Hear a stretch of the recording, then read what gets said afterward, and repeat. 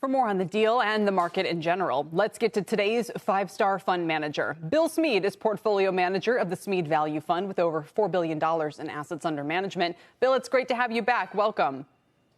Thank you, Kelly. First of all, why are Exxon shares down? They were down about 5% at the lows. What does that tell you? Well, that's just arbitrage.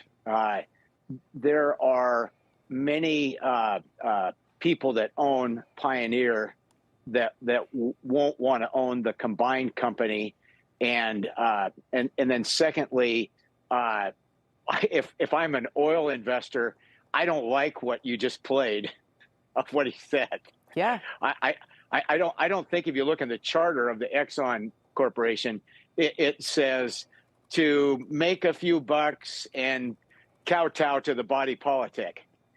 Their job for shareholders is to make them wealthy by being in the oil and gas business. And behind the scenes, they're doing that by extending the life of their oil and gas production in a very attractive place. We think it's the right thing to do, but we think that all of this gibberish is just gibberish. And then secondly, from Pioneer's standpoint, the guy that's a seller, he wanted to retire. And I think it's very bullish that he's taking stock in Exxon rather than cash. And Exxon's got a pile of cash sitting on their balance sheet that they could have used in this deal. But because they know most of the people in Pioneer want to stay invested in the oil and gas business. Why is it bullish, and why didn't they use cash? For the reason you just said, in other words, that people want to stay invested in the sector?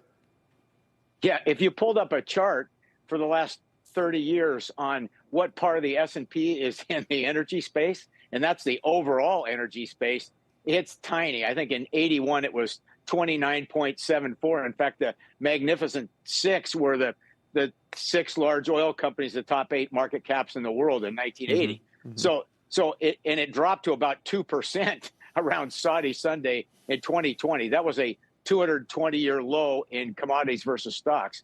So we're in a super cycle. You said everything you needed to say already. You said they bought Mobil in 1999. Where was that in the cycle for oil and gas stocks? That was at the beginning. $11 a barrel.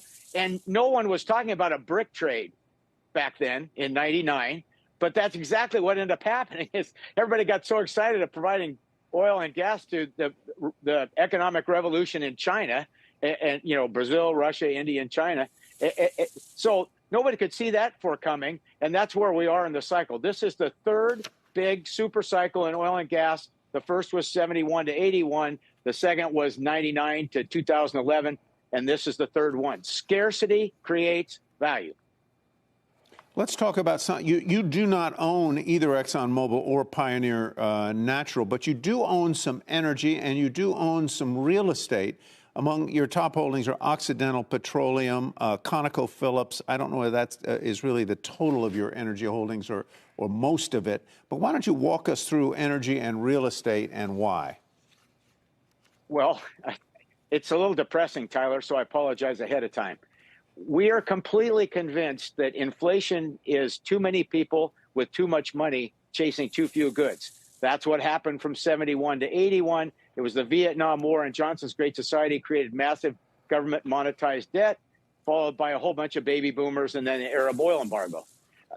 The Chinese was 1.2 billion people that hadn't practiced capitalism before, suddenly with a whole bunch of money chasing too few goods. And this is 92 million millennials who have been very slow to get started, by the way, in forming households and buying houses, but kicked into gear the last 2 or 3 years. 92 million of them are out on the hunt.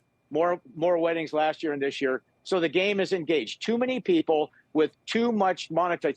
$10 trillion of federal government monetized debt, and it's the biggest number in relation to GDP other than World War II. So it's the game is engaged. They are inflation beneficiary securities. Real assets and labor are the winners of the next 10 years.